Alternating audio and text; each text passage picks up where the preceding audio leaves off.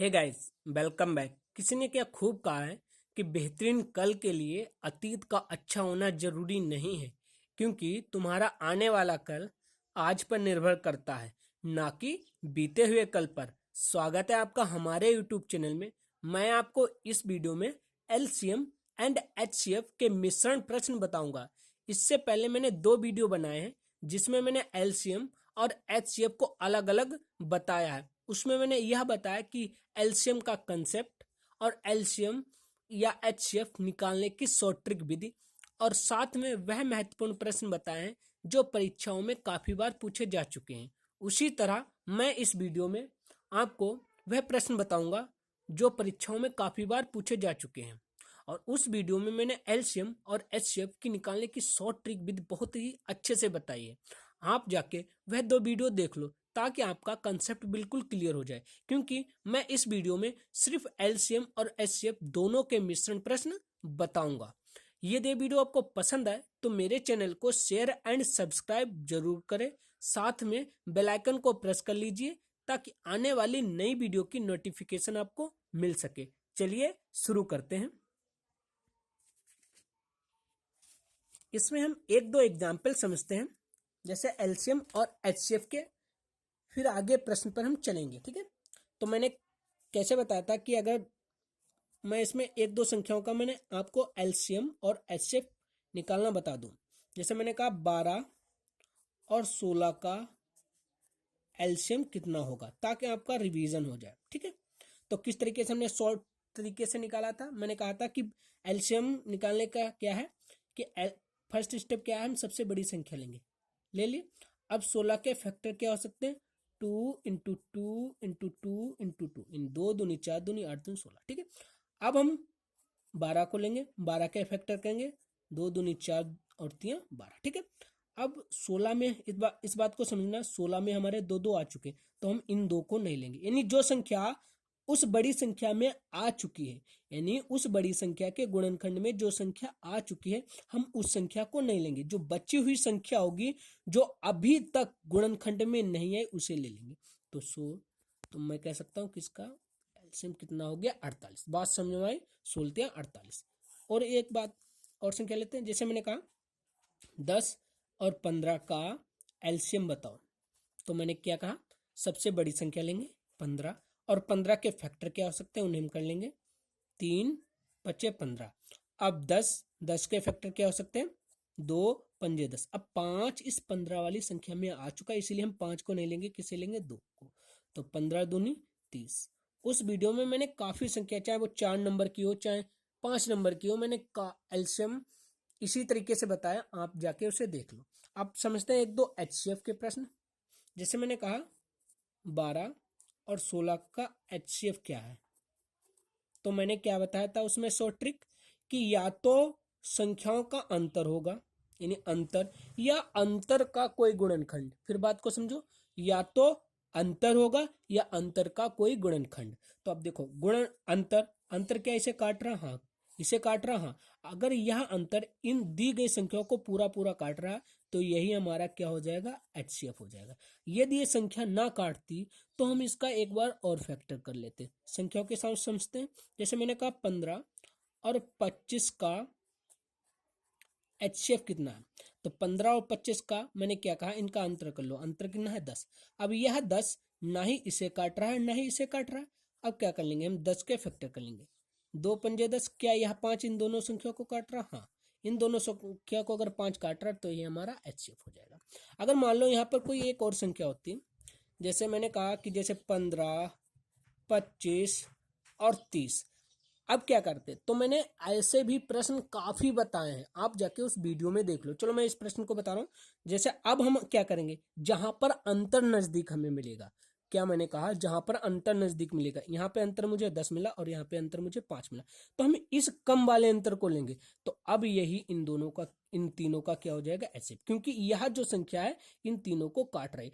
अगर यह संख्या इन तीनों संख्याओं को ना काटती, मेरी बात समझो, यह संख्या अगर इन तीनों संख्या को ना काटती तो इसका कोई एक गुणनखंड काटता, ठीक है, तो उसका हम फैक्टर कर लेते और वही हमारा एचसीएफ हो जाता। बात समझो में। अब समझते हैं कुछ और संख्या, जैसे संख्या ने और कंसेप्ट समझते हैं। जैसे अभी मैंने निकाला कि 12 और 16 का एलसीएम कितना, एचसीएफ कितना निकालना हमने 4, और एलसीएम कितना निकाला हमने 48। ठीक है, अगर मैं 12 और 16 की गुणा करूं तो हमारा कितना आएगा 192, और 4 और 48 का अगर मैं गुणनखंड करूं तो कितना आएगा 192। बात समझ में आई? 12 और 16 का कितना आएगा 192, और 4 और 48 का कितना आएगा 192। तो मैं यह कह सकता हूं कि दो संख्याओं का गुणनखंड किसके बराबर होगा, एलसीएम गुणे एचसीएफ के बारे में सॉरी बराबर। ठीक है, मैंने क्या कि दो संख्याओं का गुणनखंड किसके बराबर होगा, एलसीएम गुणे एचसीएफ के बराबर। ठीक है, इस बात को आप लिख लो कि दो संख्याओं का जो गुणनखंड होगा या गुणनफल होगा वो एलसीएम और एचसीएफ के बराबर होगा। ठीक है, इस तरीके से हम समझते हैं। और समझते हैं, बहुत इंपॉर्टेंट, आपको इस बात को समझ लेनी जो अब मैं बताने जा रहा हूं। जैसे अगर मैंने कहा 3x नहीं, मैंने कहा 3 और 5, 3:5 का एलसीएम 45 है, तो 3 और 5 संख्याएं क्या हैं? तो आप इस बात को समझना, मैं इसे लिख सकता हूँ 3x और 5x। अब एलसीएम चाहे शॉर्ट तरीके से निकालो चाहे गुणनखंड तरीके से निकालो, मैं यहाँ शॉर्ट तरीके से बता रहा हूँ। जैसे मैंने क्या करूंगा 5x ले लिया, अब 5x के फैक्टर क्या हो सकते हैं, तो मैं इसे 5 × x लिख सकता हूँ। ठीक है, अब हमारा अब 3x लेंगे, अब 3x के फैक्टर क्या हो सकते हैं 3x। अब देखो x तो इस 5x में आ चुका है तो हम इसे लेंगे नहीं, क्या लेंगे हम 3 लेंगे, तो इसका एलसीएम क्या हो जाएगा 15x। बात समझ आ गई? तो मैं 15x बराबर कितना आ जाएगा हमारा 45, यानी 15 कम 15 15 45, x बराबर कितना आ गया हमारा 3। बात समझा? तो अब संख्या क्या हो जाएगी हमारी 3 × 9 और 3 × 5 15, यानी 3 × 9 और 3 × 5 15।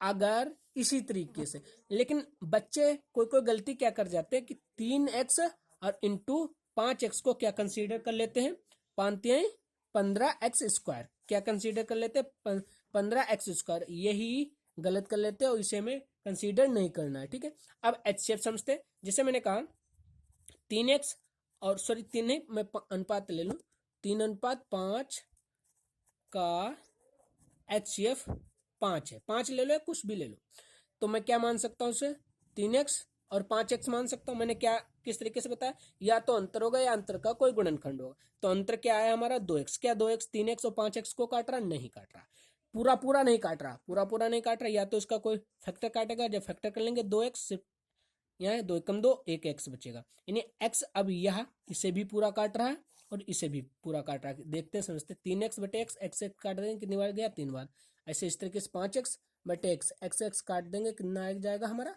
5। तो मैं कह सकता हूं कि इन 3x और 5x का एचसीएफ कितना है x, तो मैं कह सकता हूं x बराबर कितना है 5। आई होप आपको यह बात भी समझ में आई होगी। अब समझते हैं कुछ और बातें। जैसे मैंने लिखा, इस बात को आपको काफी समझना है, 12 और 16। ठीक है, 12 और 16 के फैक्टर मैंने उस तरीके से किया था 4 × 12 में लिख सकता हूँ इसे, और 4 × 4। तो मुझे जो 3 और 4 है, ये दो संख्या कौन है, को प्राइम नंबर है। कौन सा नंबर है हमारा, को प्राइम नंबर है। को प्राइम नंबर को हम हिंदी में कहते हैं सहअभाज्य संख्या। क्या कहते हैं, सहअभाज्य संख्या। और सहअभाज्य संख्या वह संख्याएं होती हैं जिनका में से हमेशा एक होता है। आप इस बात को लिख लो कि को प्राइम नंबर या सहअभाज्य संख्या वह संख्याएं होती हैं जिनका में से सदैव एक होता है। अगर हम देख लें 3 और 4 का में से कितना होगा हमारा, एक ही होगा। जो एक है इसे भी पूरा काटेगा और एक इसे भी पूरा काटेगा। तो अगर मान लो कोई मेरे पास संख्या है, एक 4 3 12, अगर मैं 3 को मैं ए मान लूँ, 3 को ए मान लूँ और 4 को मैं क्या मान लूँ, बी मान लूँ। बात को इस बात को समझना, तो मैं इसे लिख सकता हूँ 4a और 4b। तो 4 तो हमारा कॉमन है और ए बी हमारी क्या संख्या हो जाएंगी, को प्राइम नंबर हो जाएगा। आई होप आपको यह बात भी समझ में आई होगी। अब चलिए कुछ प्रश्न की तरफ चलते हैं जो काफी इंपॉर्टेंट प्रश्न है, परीक्षाओं में काफी बार पूछे जा चुके हैं। जैसे हमारा पहला ही प्रश्न है, दो संख्याओं का एचसीएफ 23 तथा एलसीएम 460 है, इनमें से एक संख्या 92 है तो दूसरी संख्या क्या होगी। तो अभी मैंने बताया कि दो संख्याओं का जो गुणनफल होता है, दो संख्याओं का जो गुणनफल होता है वो किसके बराबर होता है? एलसीएम गुणे एचसीएफ के बारे में बराबर। ठीक है, दो संख्याओं का जो गुणनफल होता है वो एलसीएम और एचसीएफ के बराबर होता है। अब इसे आप कई तरीके से भी कर सकते हैं। अब इसमें आप मान पुट कर लीजिए, आपका आंसर आ जाएगा। या दूसरी तरीके से मैं कहूं, अगर उन दो संख्याओं का एचसीएफ 23 है, मैंने क्या कहा, यदि उन दो संख्याओं का एचसीएफ 23 है तो यह 23 जो है 92 को तो काट रहा, 23 चौके 92, ठीक, पहली संख्या को तो 92 को काट रहा, तो यह जो 23 होगा जो अगली भी संख्या होगी उसे भी पूरा पूरा काटेगी। बात समझ में आई? ठीक है, तो ऐसे आप ऑप्शन एलिमिनेट कर सकते हैं। जैसे 23 दूनी 46 होता है, 92 नहीं हो सकता, 23 या 69 हो सकता है, 23 यानी एक ऑप्शन हम एलिमिनेट कर सकते हैं। ठीक है, चलो इसी में मान रख लेते हैं। जैसे एक संख्या हमारी 92, दूसरी संख्या हमें पता नहीं, हम एक्स मान सकते हैं। एलसीएम हमारा 460 है और एलसीएम हमारा कितना है? 23 है। 23 एकम 23 और 23 चौके 92, 4 से काट लेंगे, 4 एकम 4, ठीक है, फिर 4 एकम 4 और 4 पंजे 20, यानी दूसरी संख्या कितनी आ गई हमारे पास? 115। ऑप्शन हमारा कितना हो जाएगा? डी हो जाएगा। आई होप समझ में आया होगा। नेक्स्ट प्रश्न कि दो संख्याओं का एलसीएम 2310 है और एचसीएफ 30 है, तो यदि इनमें से एक संख्या 210 हो तो दूसरी संख्या क्या होगी? आपको यह प्रश्न कर हमारे कमेंट बॉक्स में इसका आंसर बताना है। चलिए नेक्स्ट प्रश्न पे चलते हैं। दो संख्याओं का गुणनफल 1500 है, एचसीएफ 10 है, तो एलसीएम कितना होगा? वही बात है कि दो संख्याओं का गुणनफल दो संख्याओं का जो गुणनफल है वो किसके बराबर है? हमारे एचसीएफ इंटू एलसीएम, चाहे आगे लिख लें चाहे पीछे लिख लें। ठीक है, तो कितना है हमारा? 1500 और एचसीएफ हमारा कितना है? 10, एलसीएम हमारा निकला। इससे एक जीरो से एक जीरो काट देंगे, कितना हमारा बचेगा? 150। तो 150 ही हमारा आंसर आ जाएगा। चलिए नेक्स्ट प्रश्न पे चलते हैं।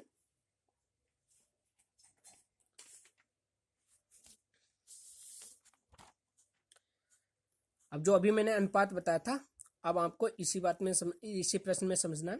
जैसे लिखा है दो संख्याओं का अनुपात 15:11 है, यदि इनका एचसीएफ 13 हो तो संख्याएं क्या है? यानी दो संख्या हमारे पास 15x और 11x, इनका अंतर कितना हो गया? 4x। अब क्या 4x इन्हें काट रहा? नहीं। जब हम इसका फैक्टर कर लेंगे यानी 4 से, तो 4 एकम 4 और एक एक्स बचेगा। अब जो एक एक्स है या एक्स जो है इसे भी पूरा काट रहा है, समझते हैं इस बात को। 15x बटे एक्स, एक्स से एक्स कट गया पूरे 15 बार, बात समझ। तो मैं कह सकता हूँ कि 15x और 11x का जो एचसीएफ है वो x है, तो मैं कह सकता हूँ x का मान मुझे दिया यदि इनका एचसीएफ कितना हो? 13 हो।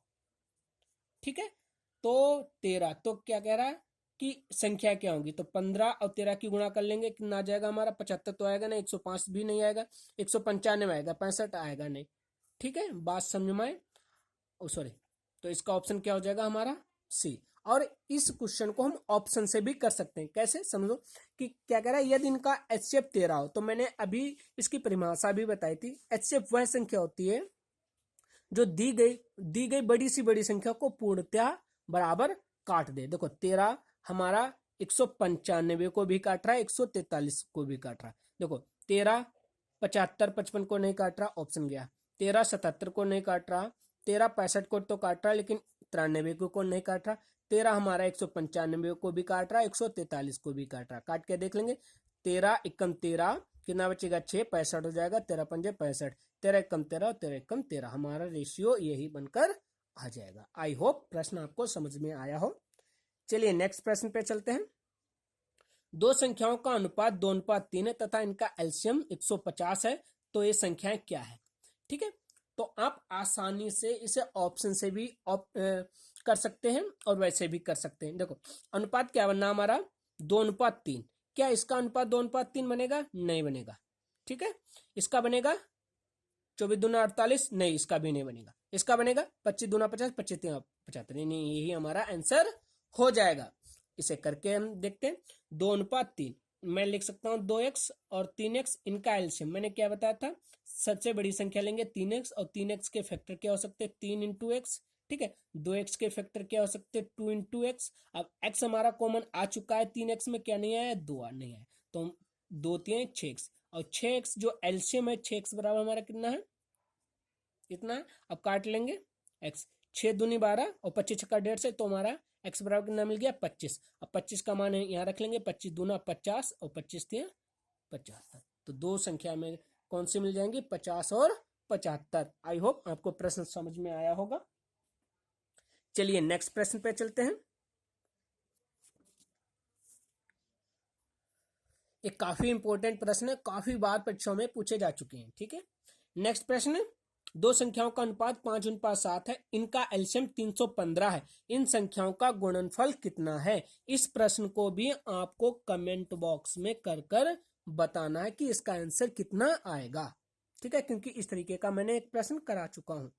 नेक्स्ट प्रश्न पर चलते हैं। एक अच्छा प्रश्न है, काफी बार पेपरों में पूछा जा चुका है और अच्छा प्रश्न है। क्या लिखा है, दो संख्याओं का एलसीएम उनके एचसीएफ का 12 गुना है। क्या कहना चाहता है, जो एलसीएम है एचसीएफ का 12 गुना है। समझते हो इस बात को, एलसीएम जो है एचसीएफ का कितना गुना है, 12 गुना है। ठीक है, फिर क्या कहा, एलसीएम तथा एचसीएफ का योगफल 403 है। एलसीएम और एचसीएफ का जो योगफल है कितना है, 403 है।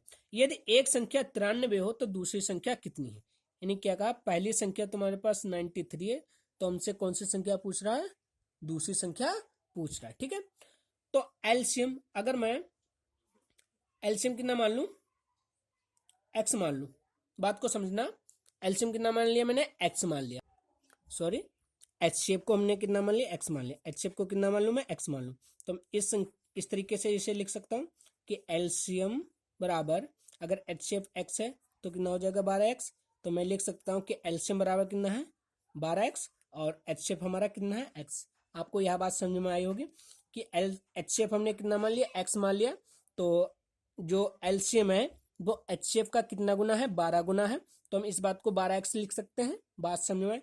अब क्या लिखा है, एलसीएम और एचसीएफ का योगफल कितना है 403, तो हम इसे इस तरीके से लिख सकते हैं, एलसीएम, इस बात को समझना, एलसीएम को हम 12x और एचसीएफ कितना मान रखा है हमने, x बराबर कितना मान सकते हैं 403, तो 12x और x कितना हो जाएगा हमारा 13x, और 13x बराबर कितना हो जाएगा 403। ठीक है, तो x का मान कितना हो जाएगा 13 39 और 13 कम 13, यानी 31 हमारा क्या आ गया x का मान। तो मैं कह सकता हूं, मैं इस बात को कह सकता हूं कि एचसीएफ जो है, एचसीएफ लिख लें, एचसीएफ हमारा कितना है 31 और एलसीएम कितना है हमारा 12 इंटू एक्स। ठीक है, 12 एक्स का मान हमारा कितना है 31, तो 12 एकम 12, 12 एकम 12 और 12 3 36 और 36 1 37, यानी एलसीएम कितना है उन दो संख्याओं का 372 और एचसीएफ कितना है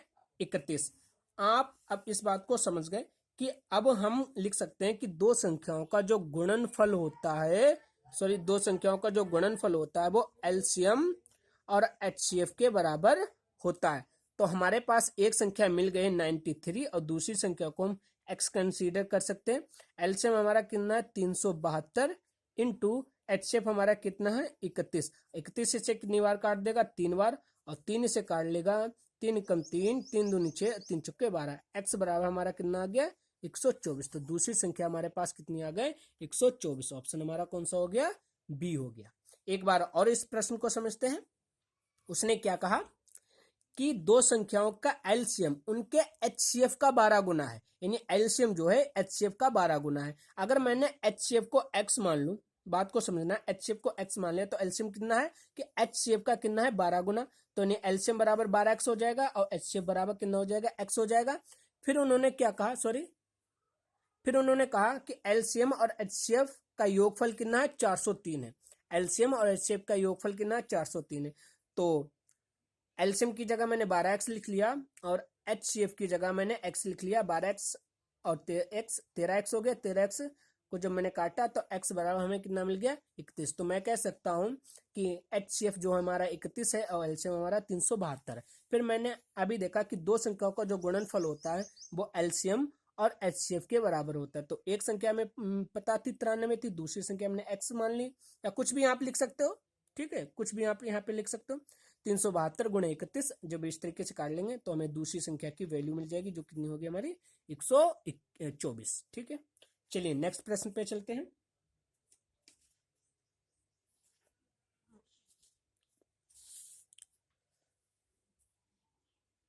दो संख्याओं का योग 1215 है और उनका HCF 81 है, ऐसी संख्याओं के कितने युग्म संभव है?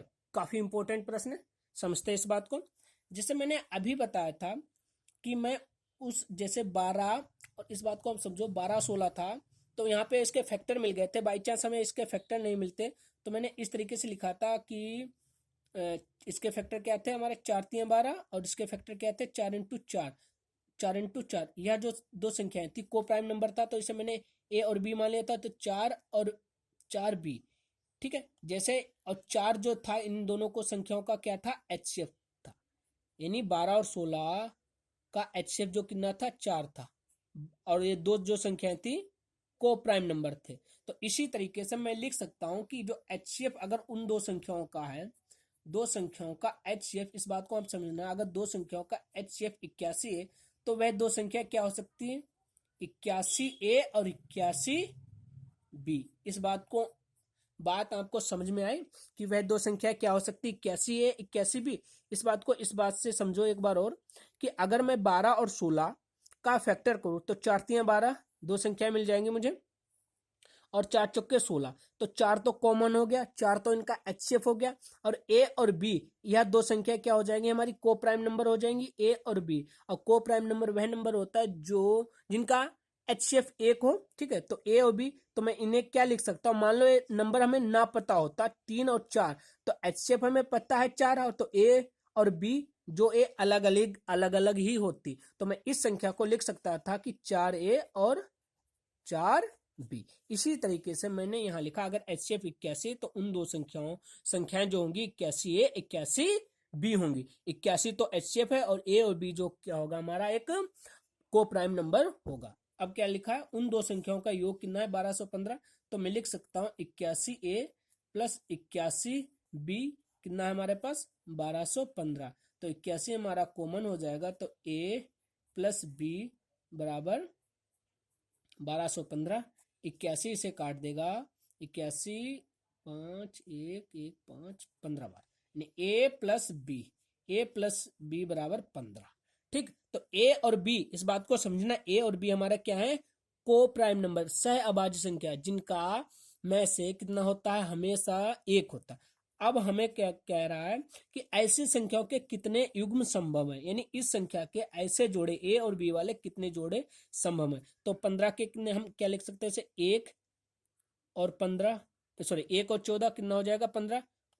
ए भी हमारा क्या है को प्राइम नंबर है। ठीक है, और क्या हो सकता है 2 और 13, ए भी हमारा क्या है को प्राइम नंबर है, क्योंकि 1 और 14 का में से कितना आएगा 1 ही आएगा, 2 और 13 का में से कितना आएगा 1 आएगा, 3 और फिर कितना है 12, यह हमारा को प्राइम नंबर नहीं है क्योंकि इसका HCF 1 नहीं आएगा, तो यह ऐसा यह संभव नहीं होगा। जो युग्म है, युग्म माने होता पेयर, यह संभव नहीं है। फिर हम करते हैं 4 इंटू 11, हाँ यह एक को प्राइम नंबर है। फिर देखते हैं कुछ नंबर, फिर 5 और 10, यह भी हमारा को प्राइम नंबर नहीं है। फिर 6 और 9, यह भी हमारा को प्राइम नंबर नहीं, क्योंकि इसका में से कितना आएगा बताओ 3 आएगा। फिर देखते हैं 7 और 8, 7 और 8 हमारा क्या है को प्राइम नंबर है, हाँ है, क्योंकि 7 और 8 का HCF कितना आएगा हमारा 1 आएगा। और देखते हैं इस बात को समझते हैं। अब आप कहोगे कि अब मैं क्या लिख सकता हूँ, इस बात को समझना, 7 और 8 हो गया। अब अगर मैं 8 और 7 लिखूं तो यही नंबर जो ये सारे नंबर हैं यही नंबर दोबारा से रिपीट होने लगेंगे। बात समझ रहे हो कैसे, इस बात को मैं समझा रहा हूँ। जैसे मेरा यहाँ तक तो 7 8 लिख लिया था, 7 8 लिख लिया था, 7 और 8। अब मैं लिखूं 8 और 7, बात तो वही है, 8 7 लिखूं या इधर मैं 9 और 6 लिखूं, जो मैंने यहीं पर भी लिख 6 और 9, तो इन्हें अब यहाँ से जो नंबर होंगे हमारे रिपीट होने लगेंगे, इसीलिए हम नंबर नहीं लिखेंगे। तो हमारे पास कितने पेयर संभव है? 1 2 3 और 4। तो इसका आंसर क्या हो जाएगा हमारा? 4। बात समझ में आई? काफी अच्छा प्रश्न है। आप इस बात को समझ लो वीडियो को रिवाइंड कर कर, ठीक है, और 1 2 बार प्रैक्टिस कर लो, आसानी से ये बात समझ में आ जाएगी। क्योंकि 12 और 16 का HCF हमारा 4 है, और जो 3 और 4 ऐसा नंबर है, इसका HCF हमेशा एक ही आएगा। तो मैं कह सकता हूँ यह को प्राइम नंबर है, और जो को प्राइम नंबर तो संख्या में लिख सकता हूँ 4A और 4B। अगर मुझे 3 और 4 ना पता होता, जैसे मुझे यहाँ पर नहीं पता, मुझे बस इतना ही पता HCF 81, वह दो संख्या क्या है, तो मैं मान सकता हूँ 81A और 81B, और इन संख्याओं का योगफल कितना है? 1215। चलिए अगले प्रश्न पे चलते हैं। जैसे लिखा है कि दो संख्याओं का HCF और LCM कितना है? 48 और 720। तो दो संख्याओं का अनुपात 3:5 है, फिर बड़ी संख्या क्या है? बहुत ही आसान प्रश्न है।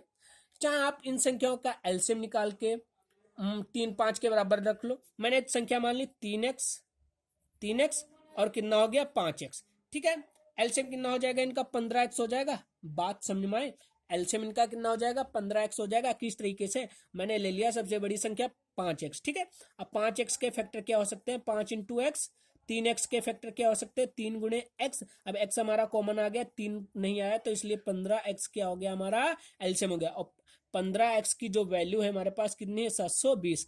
काट लेंगे इसे, 15 चौके 60 और 15 अट्ठे 120, यानी x बराबर कितना आ गया हमारा? 48। जब x बराबर 48 आ गया तो वो कह रहा है बड़ी संख्या क्या है? बड़ी संख्या कितनी है हमारी? 5x, और 5x, तो x का मान हमारे पास आ गया 48।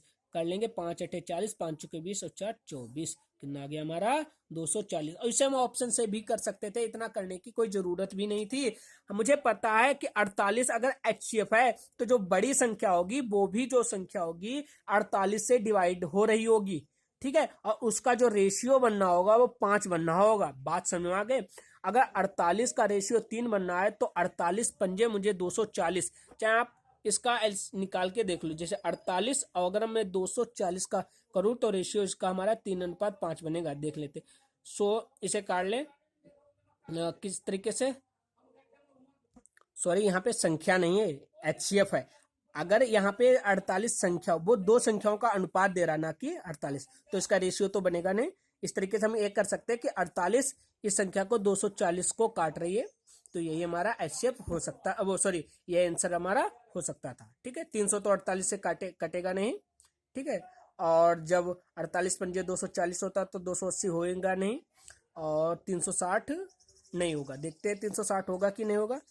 48 4 नेम 36, नहीं जाएगा, नहीं जाएगा। तो हमारा कितना है? 48 पंजे 240, तो ये हमारा आंसर हो गया। क्योंकि HCF अगर हमारा 48 है तो जो आंसर होगा, जो बड़ी संख्या होगी उसे डिवाइड करेगी, और डिवाइड कर रही सिर्फ 240 को, तो ये हमारा ऑप्शन हो गया। इतना करने की कोई हमारी जरूरत भी नहीं थी, ठीक है। अनुपात हाँ यहाँ पर बन जाता अगर ये यह संख्या दी होती, यह संख्या नहीं, हमारा HCF दिया हुआ। चलिए नेक्स्ट प्रश्न पे चलते हैं।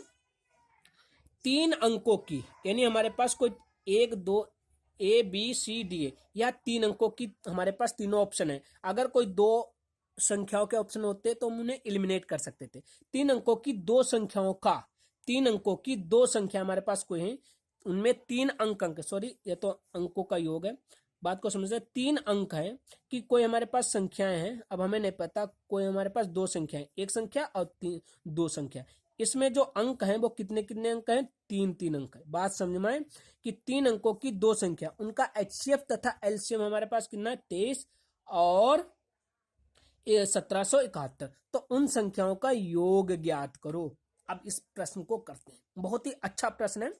क्या कह रहा है? 3 अंकों की, यानी मतलब 3 अंकों की दो संख्याएं, 1 और 2, इनमें अंक कितने? 3 है। उनका HCF 23 है, और LCM कितना है? 1771 है। तो उन संख्याओं का योग ज्ञात करो। तो मैंने बताया कि मैं क्या कह सकता हूं कि संख्याएं जो हो सकती हैं वो कितनी हो सकती हैं? 23A और 23B। बात समझ में?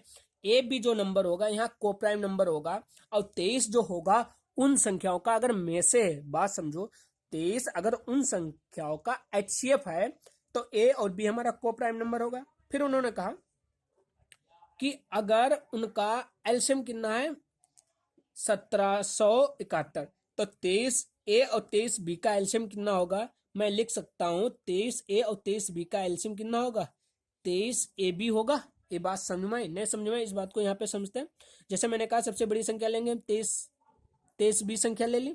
अब 23A का गुणनखंड करेंगे तो 23 तो कॉमन हो जाएगा, सिर्फ गुणनखंड क्या बचेगा हमारा ए, तो हम इसे लिख सकते हैं 23AB का एलसीएम कितना है हमारे पास 1771। चाहे हम एलसीएम भी ले सकते हैं तो एलसीएम ठीक है, नहीं हाँ एलसीएम 1771, तो 23AB बराबर 1771। 23 से हम काट देंगे, कितनी बार कटेगा हमारा, कितनी बार कटेगा, भाग कर लेते हैं यहाँ पे 23 177, 23 पंजे 115 होता है, और 23 पंजे 115, 2 सत्ते 14, 2 अट्ठे 16, अगर 8 तेज 24 का 4, 8 दूनी 16 और 16 2 18, नहीं 7 बार जाएगा, 7 या 21, कितना बचा हमारा 2, और 7 दूनी 14, 14 2 16, 7 में से 1 गया 6, और 7 में से 6 गया 1 1, फिर हमारा कितनी बार का चला जाएगा 7 बार, यानी हमारे पास कितना आ गया 77।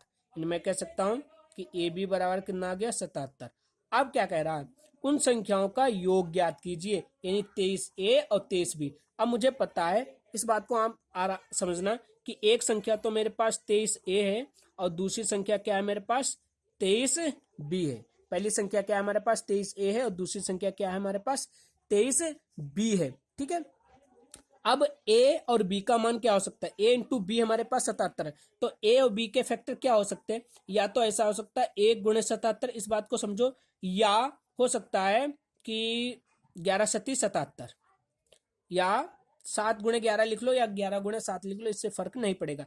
तो अगर मैं मान लो, अगर एक का मान, इस बात को समझना, अगर एक का मान मैं 1 रख लूं, एक का मान 1 रख लूं, अगर मैं यहां पुट कर लूं, तो मुझे जो संख्या मिलेगी 23 एकम 23, 23 एकम 23 मिलेगी, वह मुझे 2 अंकों की मिलेगी। लेकिन प्रश्न क्या कह रहा है 3 अंकों की, तो मेरा जो फैक्टर होगा 1 गुणे 77 नहीं होगा, क्या मेरा फैक्टर होगा 11 गुणे 77। तो मैं इसे क्या लिख सकता हूं 23 गुणे 11 और 23 गुणे 7, आप आगे पीछे लिख लो, फर्क नहीं पड़ेगा। ठीक है, अब उन्होंने कहा कि इन संख्याओं का योग ज्ञात करो, तो हम क्या कर सकते हैं 23, चलो दूसरे पेज पर करके बताते हैं। क्या संख्या में मिली 23 11 और दूसरी संख्या है 23 गुणे 7। अब इनका हमें योगफल बताना है 23 गुणे 11 प्लस 23 गुणे 7, इसमें कॉमन कितना हो गया 23 इनका गुणनफल हो गया, और 11 और प्लस 7, 23 गुणे 11 7 कितना हो जाएगा 7 1 8 18। ठीक है, अब देखते हैं ऑप्शन से एलिमिनेट होगा कि नहीं, इकाई अंक से देखते हैं। 8 तिहाई कितना होता है 24, और एक ही हमारे पास ऑप्शन है 414 का, हम कर सकते हैं। ठीक है, क्योंकि यहाँ इकाई अंक 1 है, यहाँ 0 है, यहाँ 2 है, और इसका कितना हो रहा है 8 तिहाई 24। ठीक है, करके भी देख ले, 18 तिहाई 54, हाथ से लगा 5, 18 दूनी 36, और 36 5 कितना होता है हमारा 41, 414 हमारा ऑप्शन आ जाएगा। ठीक है, धन्यवाद आपका वीडियो देखने के लिए। यदि यह वीडियो आपको पसंद आया हो तो मेरे चैनल को शेयर एंड सब्सक्राइब जरूर करें, साथ में बेल आइकन को प्रेस कर लीजिए ताकि आने वाली ऐसी नई वीडियो की नोटिफिकेशन आपको मिल सके। और अभी जो मैंने 2 प्रश्न बताए उन्हें आप कमेंट बॉक्स में जरूर करें, और इस वीडियो को लाइक जरूर कर दें, और उन लोगों को शेयर कर दें जिन्हें इस वीडियो की जरूरत हो। धन्यवाद।